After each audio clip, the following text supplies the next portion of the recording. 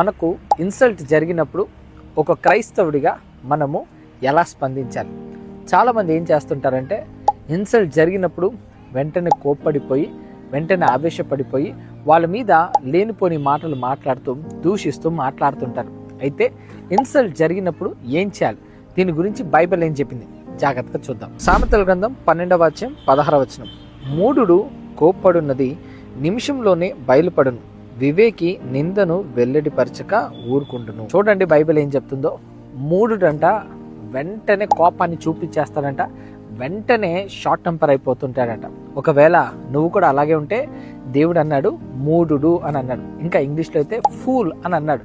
కాబట్టి చాలా వైజ్గా ఉండాలండి మనం. ఎవరైనా మిమ్మల్ని ఇన్సల్ట్ చేసినప్పుడు ఊరికే ఉండు అని అన్నాడు. వివేకైన వాడు ఊరుకుంటాడంట. కాబట్టి తొందరగా షార్ట్ టెంపర్ అవ్వకుండా, ఎవరు ఏమన్నా మాట్లాడకుండా మౌనంగా ఉంటే దేవుడే మాట్లాడతాడు. నువ్వు తొందరలో నోరు జారి ఏదైనా మాట్లాడితే అందులో దోషం ఉంటుంది.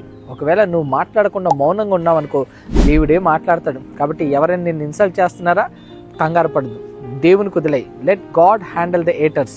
దేవునికి వదిలేసి నువ్వు మౌనంగా ఉండు. దేవుడే నీ కార్యం చేస్తాడు, దేవుడే నిన్ను దీవిస్తాడు, దేవుడే నిన్ను హెచ్చిస్తాడు.